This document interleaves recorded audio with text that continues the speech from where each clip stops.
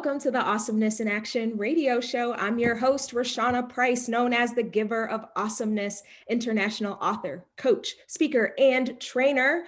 This show is brought to you by Erie Success. Erie Success is known for supporting their companies and their sponsors by helping with adult bullying and conflict resolution. You can learn more about Erie Success by going to their website, eriesuccess.com. That's EYRIE success.com.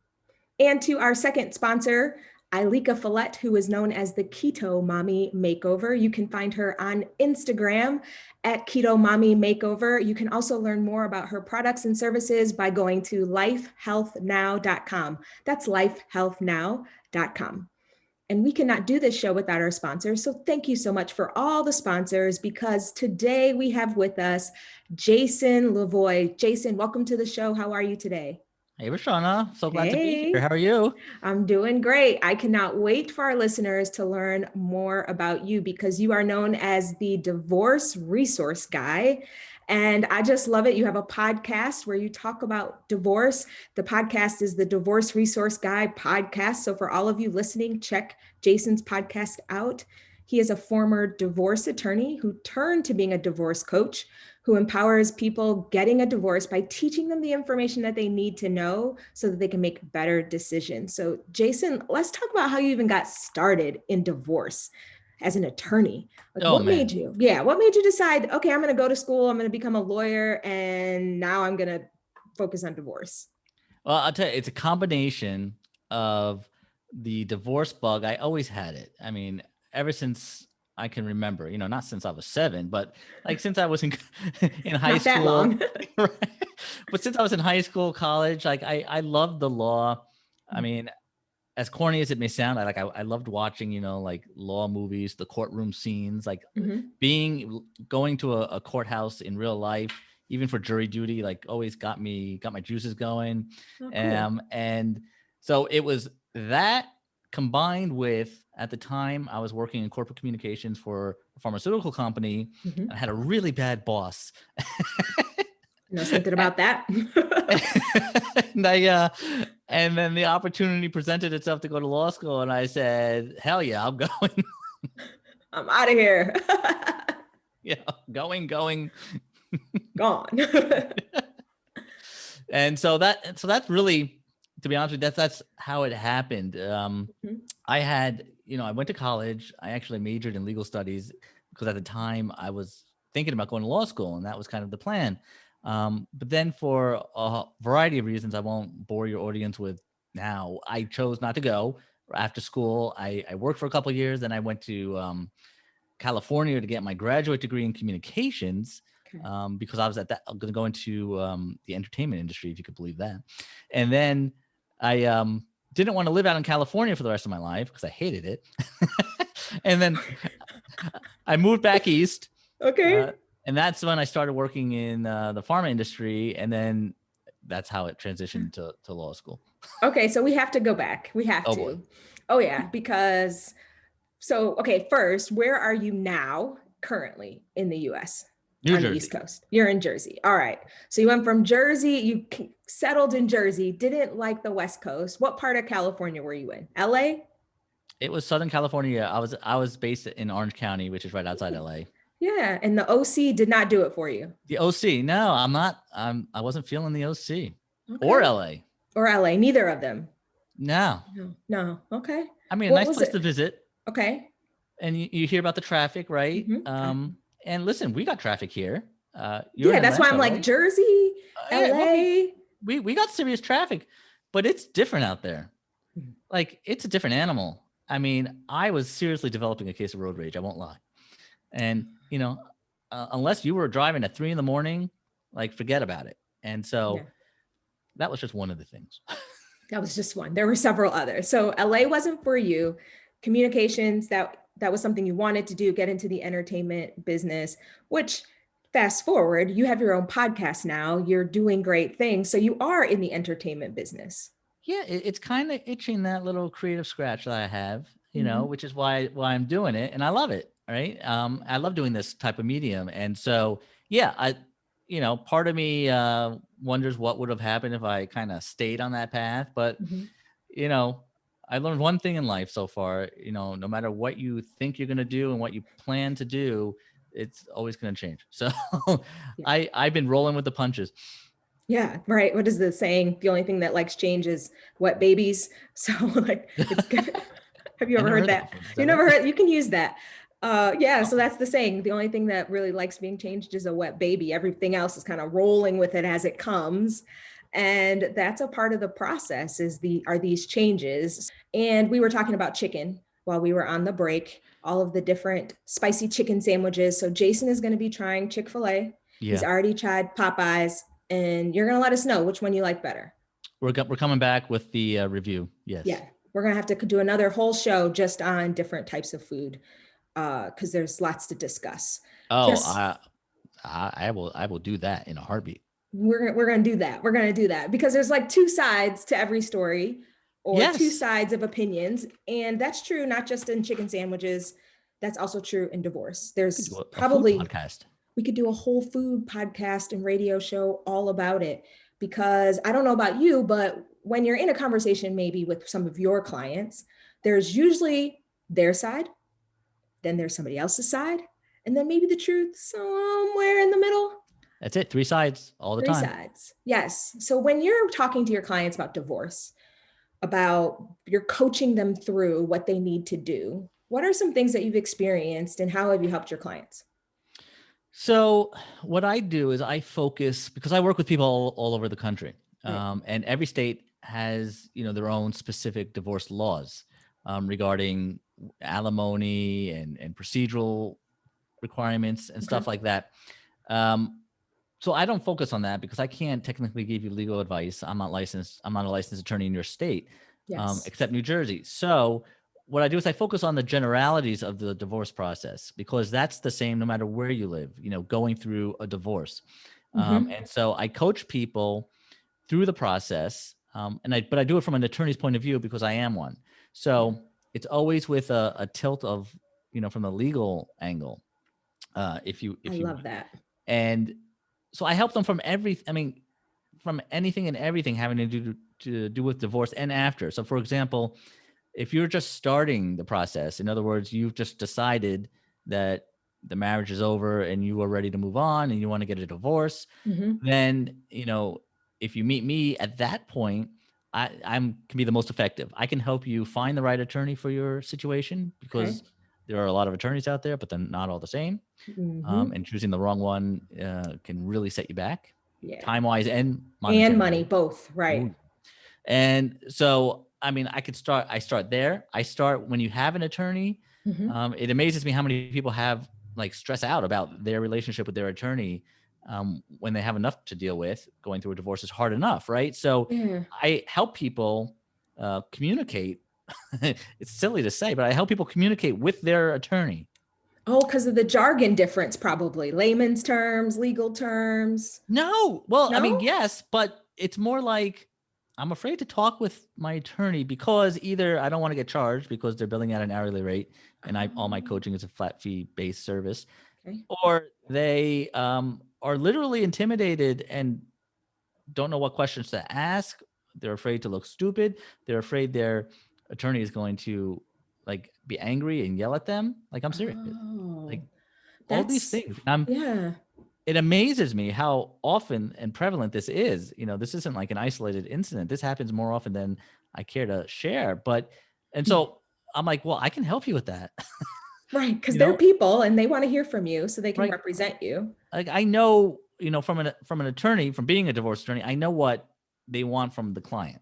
Okay. And I know what ticks them off, what annoys them. But I help the client communicate with them. I tell you what questions to ask, how to phrase it. I've crafted emails, as crazy as that sounds, from the Okay. client to the attorney to start dialogue. That's cool. Yeah, it's kind of Yeah. nuts if you think about it. But so that's one part of it. Okay. And then basically what I do as a divorce coach is I teach you the information that I think you need to know about the divorce process as the Mm-hmm. client going through it. Because if you get an attorney or you have one and they spent the time to teach you the information that you need to know to empower yourself to make the best decisions about your life. That would cost you tens of thousands of dollars just in the attorney's time because there's Yeah. so much to do. So they don't do that because they don't have the time They to don't do have it, number time. one, and you don't have the money to pay for it. It's Mm-hmm. like going to school, really. But that's what I do. I give you the information and I teach you the information that you need to know so you can make the best decisions. That's I that's love one it. side of it. Okay. And then I do that in the framework of a supportive community, Mm-hmm. because I do group coaching, I do individual coaching, but I mainly emphasize my group coaching membership community. So it's teaching you the information you need to know, combined with a supportive community of others going through the similar issues, and me being your guide as your coach and putting that together to get you through the process. Yeah. I love that because there are a lot of people who go through divorce. And like you said, there's a lot of shame. People are embarrassed. They feel isolated. And I've walked through a couple of different friends of mine who've gotten divorced, and there's like teams. So couples have friends, and then it's like you got to pick sides. Oh, I know. Yeah, that's a hard experience. Even as a friend watching it, I can only, and I've watched my friends go through it.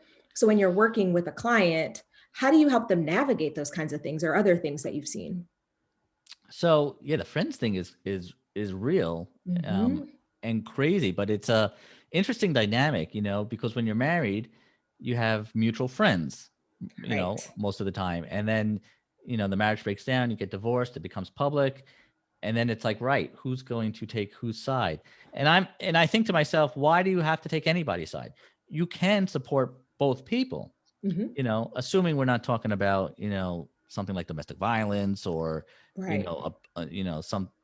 some real serious abuse. If it's Correct. just we're getting divorced because it didn't work out, Yeah. okay, let's agree that the marriage didn't work out and we're both going to go our separate ways. Mm-hmm. Um, and our mutual friends, like, don't, I mean, I coach people, don't make them take a side, right? Don't put them in that position. Yeah. Let it just naturally flow out. But from the friend point of view, I think they can support both parties, right? I Mm-hmm. mean, it is possible, I think if so. you're really friends. Now sometimes, uh, you know, like the wife is maybe More more friends. friends with Mm-hmm. the other wife, and the wife and the wife will stick together. Maybe the husband and the husband sticks together, but that rarely is the case because then that creates a problem for the friends relationship. Like, why are you taking his side? Yeah, that's a whole yes. Yeah, But yeah, it gets out of control it like really does. quick too. And so, I mean, that's the type of drama that I tell people, try to keep that to a minimum if possible. Mm-hmm. Right? You got enough going on. You don't need to really be worried about that. Let your real friends will stick by you. Yeah. Your real friends. And if they don't stick by you, they're not really your real friends. Bingo. Like I'm pressing that's the it button right there. Right. You ultimately, people will show you who they are and what they Yeah. believe based on their behavior. And sometimes people are seasonal friends. And if a relationship ends, especially a marriage, and if two people decide this isn't working, everyone will it'll settle, the dust will settle, people will settle into the role that they want to play in someone's life. I truly believe that for sure. Yeah, no, absolutely. And it's really out of your control. I mean, all you can do Mm-hmm. is say, I want to be a friend, and I hope we can continue being friends. And then you can't control somebody else. So, yeah, like you said, Rashawn, actions speak louder than words.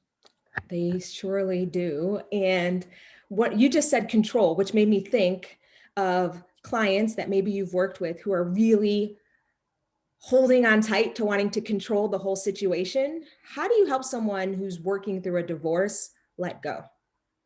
Wow, that's a great question.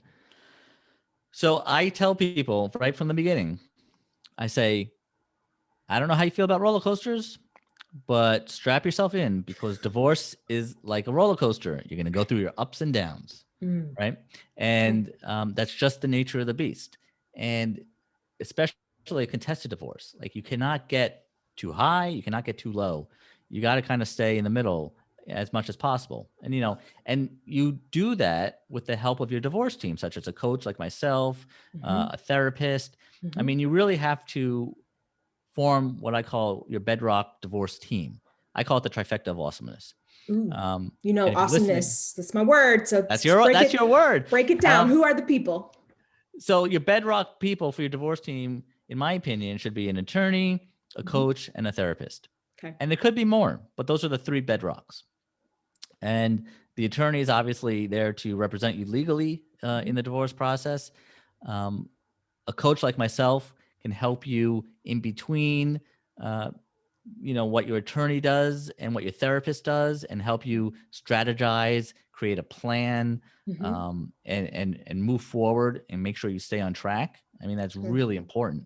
And then your therapist is obviously there to keep you emotionally balanced, because going through a contested divorce, I mean, especially if you have children and that's going to be an issue, it can get really hard. And that's, nobody's fault. You shouldn't have to be doing this all by yourself and trying to tackle this all by yourself.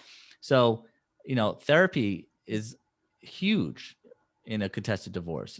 When I was a divorce attorney, I used to mandate that people be in therapy if they wanted me to represent them, depending on the case. But if it was going to be a hotly contested case, I would say, I'll represent you only if you go to therapy. And because I knew, an attorney's job is not to play therapist. That's when it can get really, I'll say, nasty, or things can just get muddy. Because if an attorney is trying to advise emotion that is unhealed, that is untamed, that can get messy.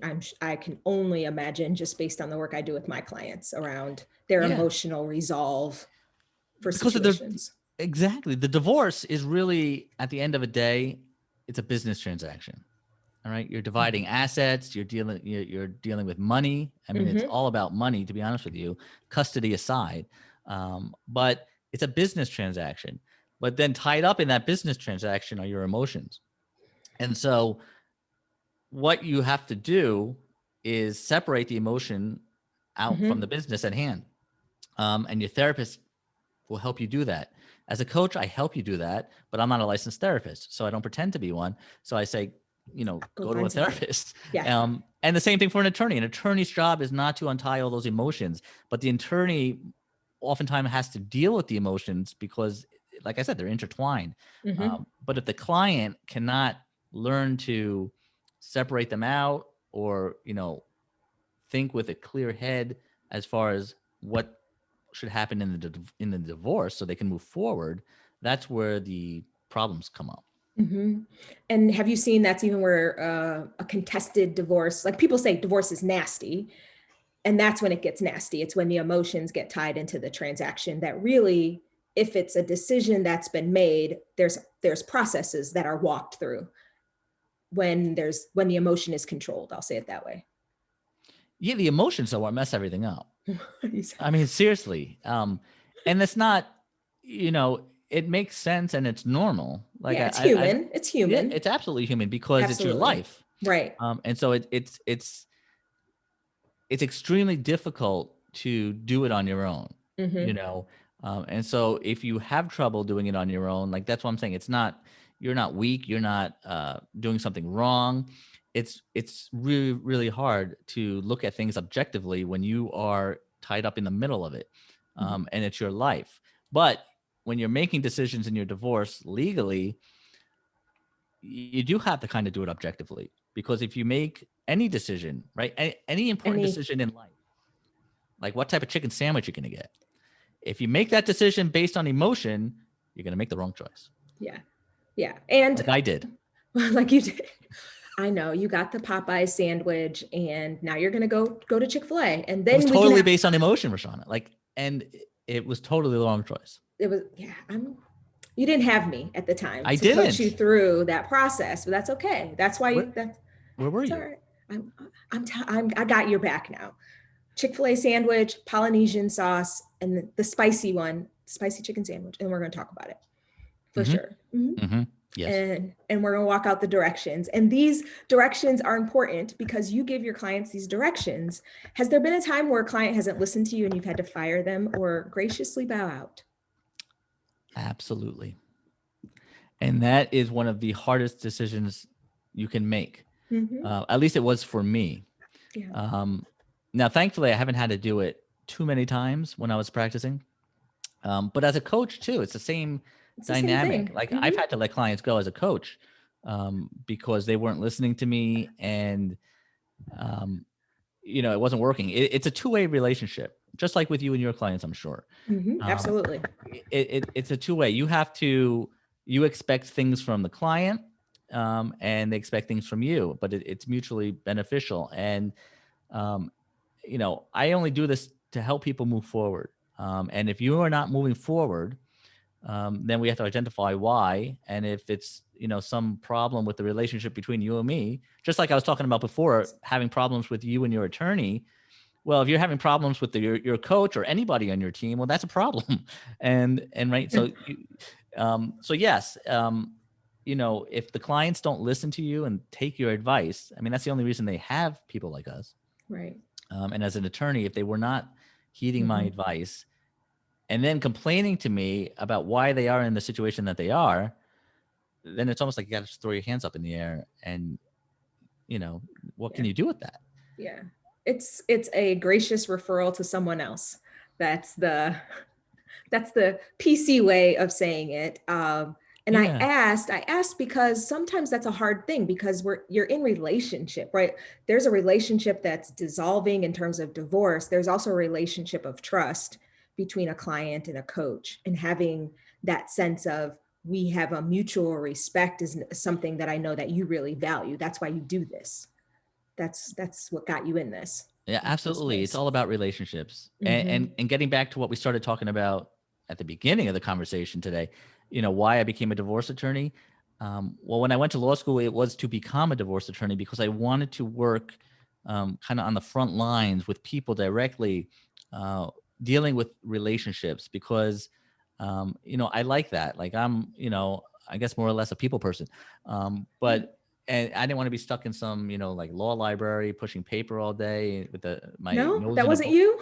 That wasn't me. That wasn't me. And so like divorce and family law like gave me that opportunity. So it is about relationships, but just like your marriage, you have to have healthy relationships, and that goes for any type of relationship. So whether it's with your spouse, your family, your attorney, your coach, your therapist, like if that relationship is not working, then you're not going to get what you need out of it.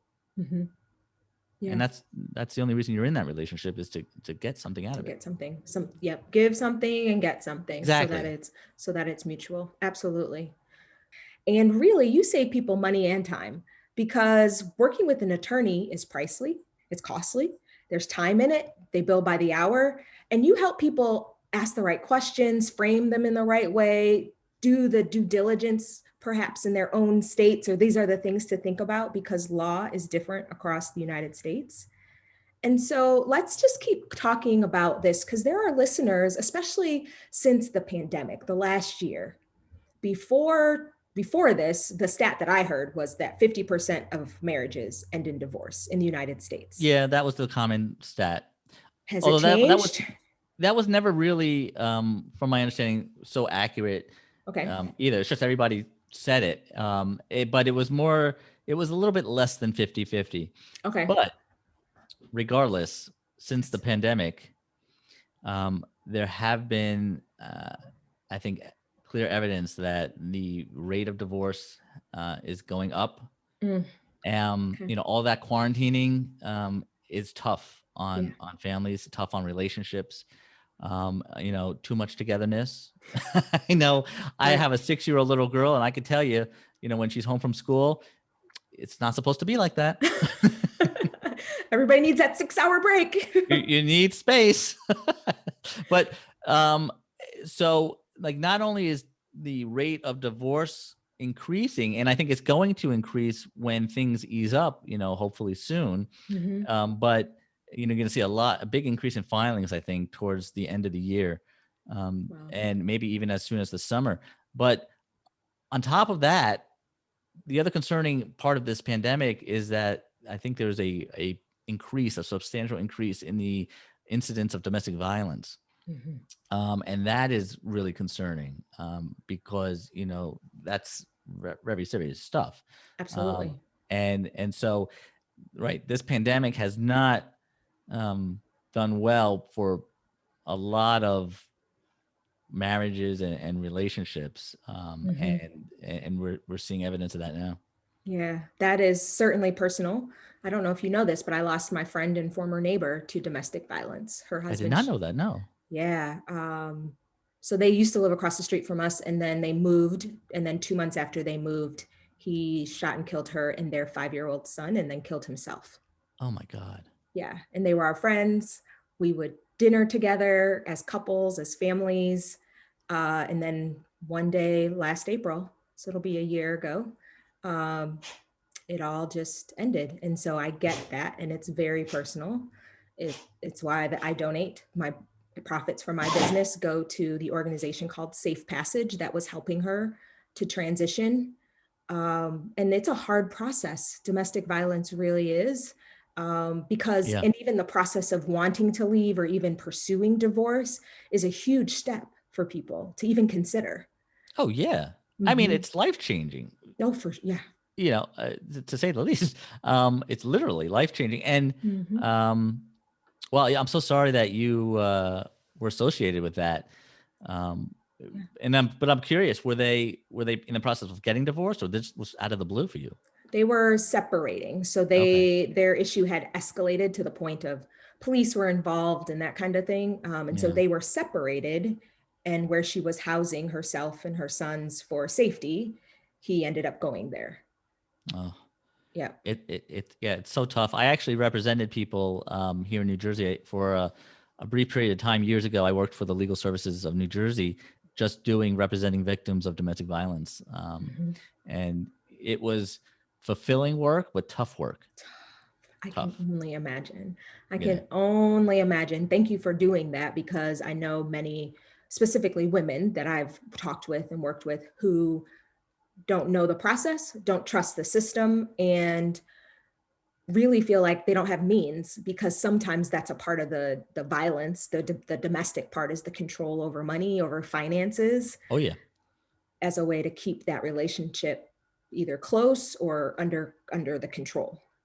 Yeah, no, it's all about control, and Mhm. not to get into labels or get off course so much, but like I We're- do a lot of works, like a lot of like I do free trainings on one of my most popular free trainings that I do online is how to divorce the 3 secrets you need to know to divorce a narcissist, because people uh, who are dealing with any type of narcissistic behavior, that just adds a whole nother layer to it. And so that's about control, manipulation. It's not so Mhm. much labeling somebody a narcissist. It doesn't matter what you call them. It's the conduct that you're talking about.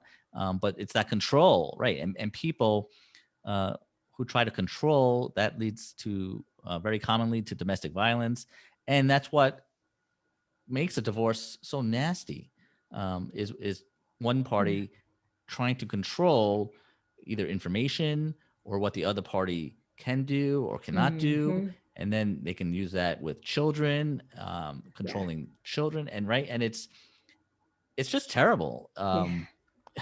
And so as a coach, I help people kind of navigate that and manage getting through those times if unfortunately they're dealing with them. Yeah. That So, okay, when the next time you have a course, we are allies and friends. So I want you to tell me so that I can get it out there for people that want to get involved or hear it or be a part of it. You're welcome back, Jason, Oh, anytime, thank anytime. you. Absolutely. I So just did thank it you. last night. I should have told you. Oh, well, okay, the next one. Yeah, the next one's in a couple weeks. Okay. All right. So make sure you let me know, and listeners out there, if you're interested in connecting with Jason, where can people find you? They can find me at my website. It's the easiest place. It's really one stop, everything there. JasonLevoy.com. Simple. Yep, jasonlevoy.com. And if you happen to forget or go, Shauna, who was that Jason guy? Email me at radio@giverofawesomeness.com, and I will get you in touch. So thank you so much, Jason, for being here. Thank you to all of our listeners and all of our sponsors, to Erie Success and to Ilika Follett, Keto Mommy Makeover. You can find her at Instagram.com, and you can go to Erie Success, EYRE EYRIE success.com for more information. Until next time, all of you continue to be blessed and always remember, awesomeness is within you. We'll see you next time.